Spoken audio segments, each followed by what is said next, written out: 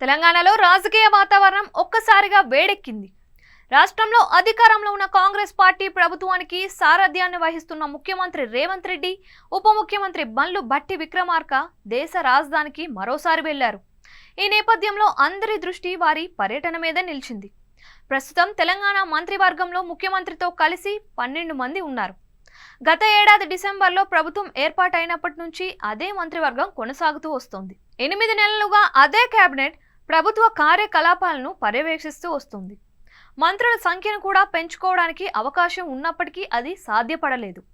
లోక్సభ ఎన్నికలను ఎదుర్కొనాల్సి రావడం, శాసన మండలిలో ఖాళీల భర్తీ, ప్రతిపక్ష భారత్ రాష్ట్ర సమితి నుంచి పెద్ద ఎత్తున వలసలు చోటు చేసుకోవడం, వారికి మంత్రివర్గంలో చోటు కల్పించాల్సి ఉంది అనే కారణాల మీద మంత్రివర్గ విస్తరణ ఆలస్యమైంది. ఇప్పుడు దీనిపై చేపట్టిన కసరత్తు ఓ కొలిక్కి వచ్చినట్లే అని తెలుస్తోంది.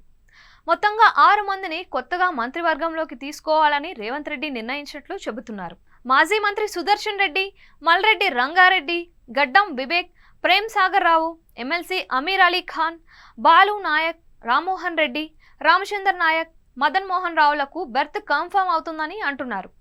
మునుగోడు శాసనసభ సభ్యుడు కోమటిరెడ్డి రాజగోపాల్ రెడ్డి పేరు సైతం వినిపిస్తున్నప్పటికీ ఒకే కుటుంబానికి చెందిన ఇద్దరికి మంత్రి పదవులు ఇవ్వడం పట్ల తప్పుడు సంకేతాలు వెళ్లవచ్చు అనే అభిప్రాయం పార్టీ వర్గాల్లో ఉన్నట్లు చెబుతున్నారు. రేవంత్ రెడ్డి కేబినెట్లో కోమటిరెడ్డి వెంకటరెడ్డి రోడ్లు, భవనాలు, సినిమాటోగ్రఫీ మంత్రిగా ఉన్నారు.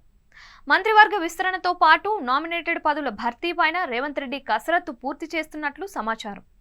వివిధ కార్పొరేషన్ల చైర్మన్ల కోసం అవసరమైన వారి పేర్లను సిద్ధం చేశారని టాకు. వాటన్నింటినీ అఖిల భారత కాంగ్రెస్ పార్టీ అధినేత మల్లికార్జున్ ఖర్గే, పార్టీ రాష్ట్ర వ్యవహారాల ఇన్ఛార్జ్ దీపాదాస్ మున్షి ఇతర నాయకులతో చర్చించనున్నట్లు చెబుతున్నారు. వాటిపై పార్టీ అధిష్టానం ఆమోద ముద్ర పడిన తరువాత మంత్రివర్గ విస్తరణ ఉంటుందని అంటున్నారు.